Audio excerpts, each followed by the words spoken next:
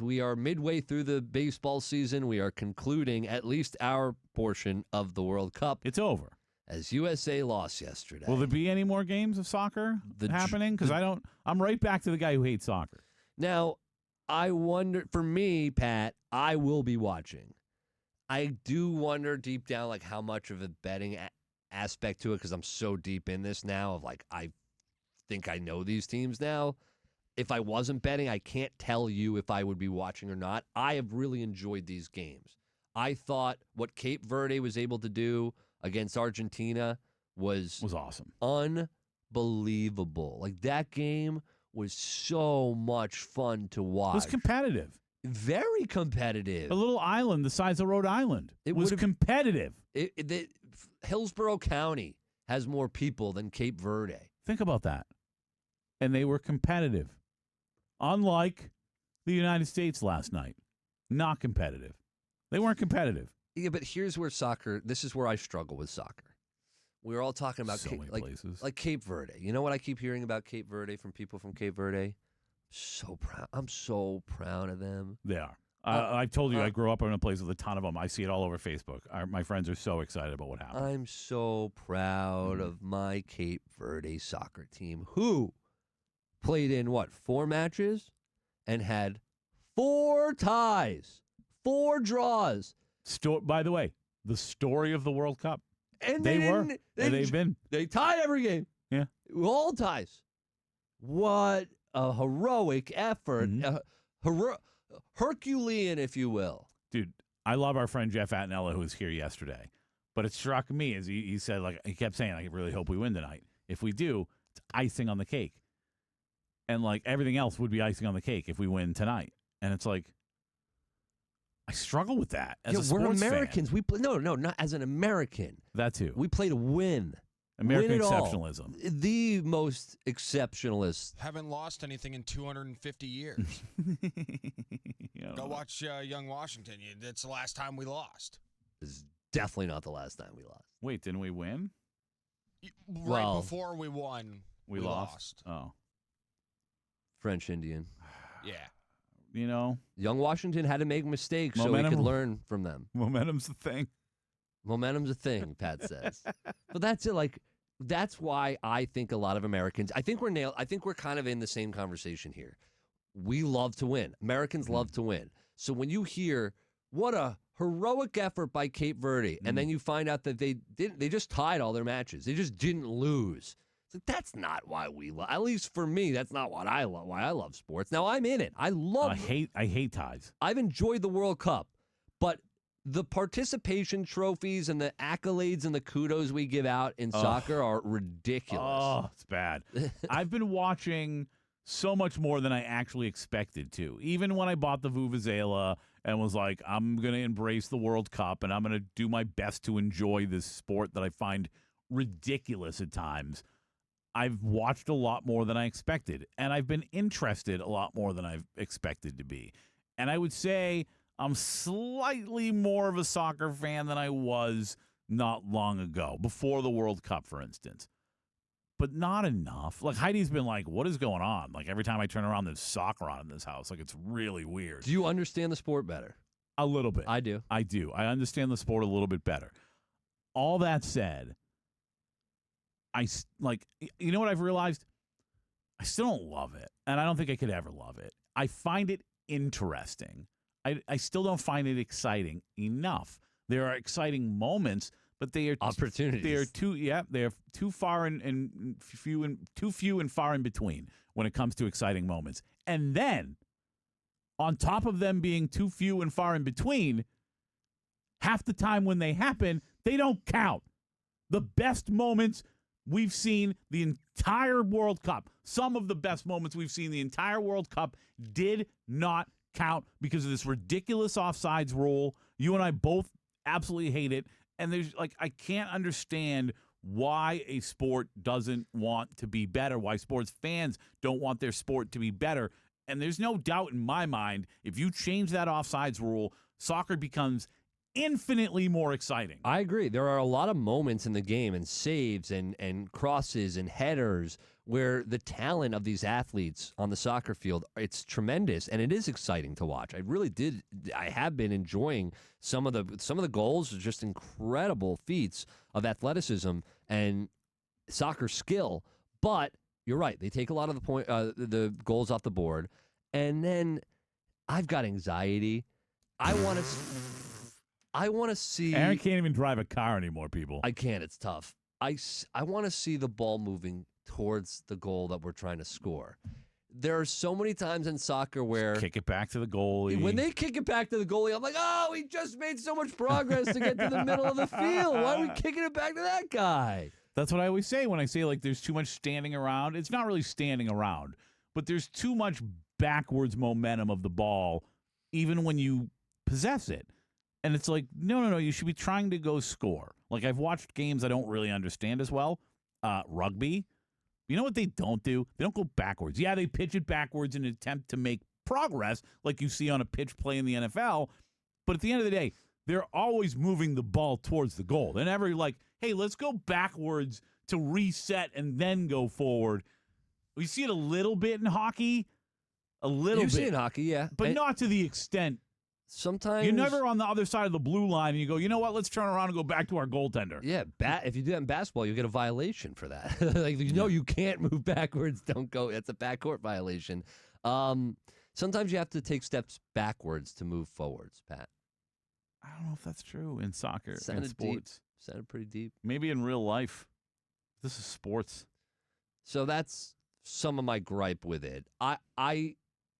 I like it enough where I don't consider it a sport that, like, I'm not really into that I got into because I'm not all the way in. I just like it. Surface level. I've always surface level. I've always said every 4 years, this is not the first World Cup I've gotten into. It's not going to be the last. I'll get into the CONCACAFs. I'll get into the Euro when even U.S. isn't going to be in it because I like competitive, exciting sport from the greatest in the world to do it.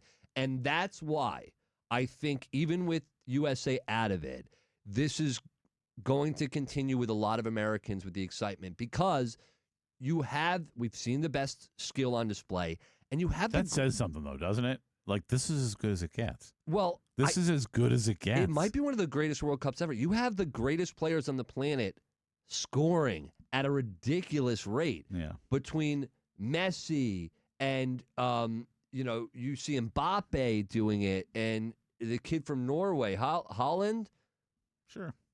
Like, he's becoming this is his emergence. This is his first World Cup. He is becoming a superstar in front of the world's eyes. I've not seen a lot of Norway in the tournament, to be honest with you.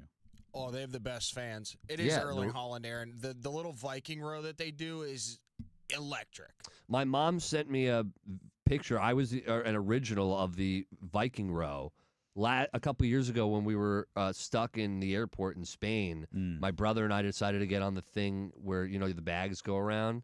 We decided we were bored. We were there for like hours. We got on the bag thing waiting for our bag, and we did fake rowing as we were moving along. You guys needed this. You needed a Viking helmet. You're very Nordic. This is, listen, I got a Viking on my arm. I was a Wareham Viking growing up. This is actually Shannon. Mike Gibson bought this, which I would love to see Mike in this, by the way. But yeah, she came in yesterday in the middle of a spot block. I missed a live read because we were talking Viking helmets. Yeah, it makes sense.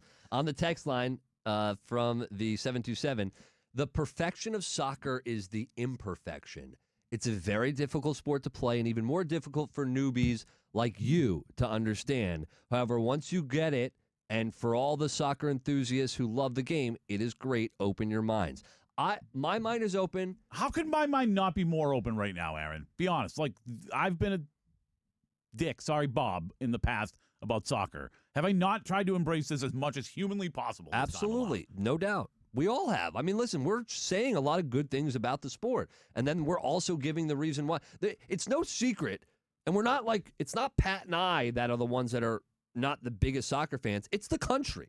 Like, it is the biggest sport in the world, and it is not even on the top list in this country. Why is that? Pat and I aren't the only ones who are trying to figure this thing out and giving it a chance. It's just so different And then becoming frustrated by the product. Yeah, because it is just so different from the sports that we grew up loving and the major sports that we have all become accustomed to following. That's it. Like, it's just different. And as you said, as a country, have you noticed how many of our players have foreign accents? A lot. Like, in this country, when you grow up here as an American, and these guys are Americans. I'm not saying they're not Americans. Like, if you're born here, you're a citizen. Like, I'm not saying there's anything wrong with it, but there's a reason why a lot of the guys on the team don't sound American.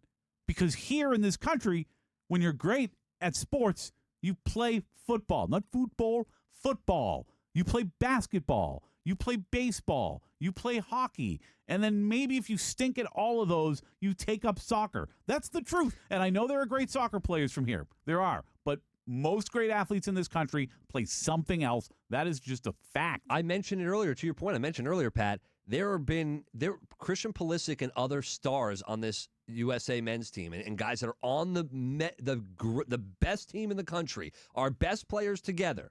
They were the couple, I think like 5 of them were together as early young teenagers in Bradenton, training together, going to the same school, going to St. Stephen's together, my alma mater, my high school.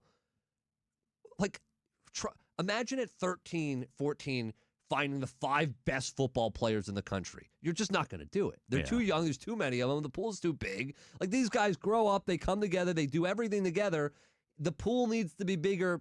And the reason it isn't is because the energy is just not behind the sport like it is for some of the other sports. What we do have, though, I was watching another video. I read a story about this a couple years ago when it happened. He was like 14 years old.